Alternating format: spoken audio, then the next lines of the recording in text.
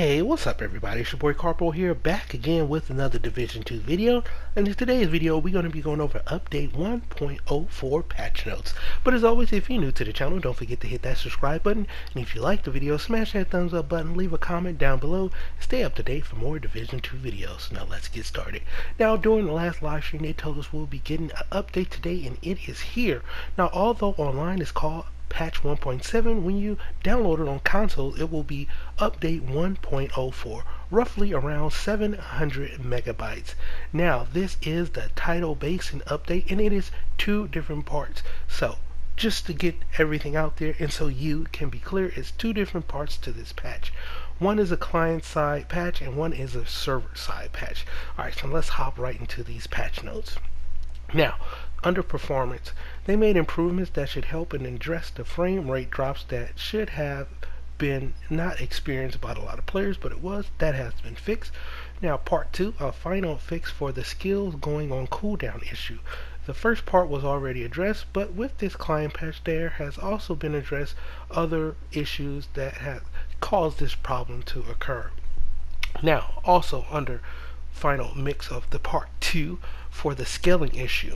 Now, when you play with other players, there was different issues that came to scaling. Now, the first part addressed the NPC damage, and the second part will address the armor value that did not scale correctly when you had, just for example, greed items or your agent. So this should improve that experience a lot. Now, there are also some issue with specific headsets that will also be addressed when you lose audio completely. Also, the color of the name tag of clan member will now be changed and no longer be yellow.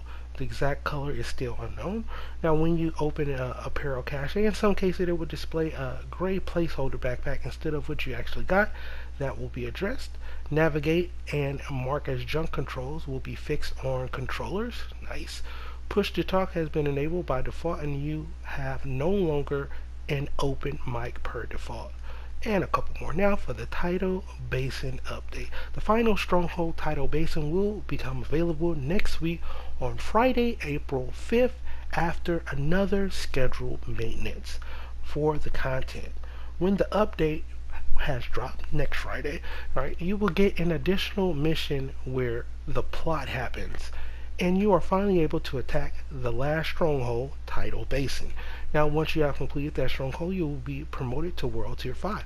Now, in World Tier 5, the gear score bracket is between 450 and 500 gear score.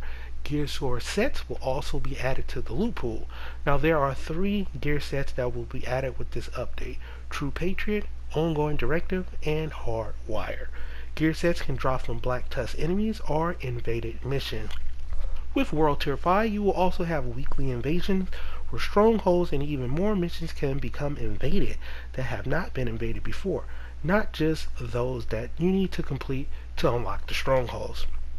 On World Tier 5, you can also select difficulty of invaded missions. Heroic difficulty becomes available on World Tier 5 as well. On heroic difficulty missions, they are very generous with the rewards, but they also don't have exclusive loot that is locked behind heroic difficulty, meaning that everything that you get in heroic you can potentially get in other modes. You just have a better chance at getting those items better on heroic difficulty.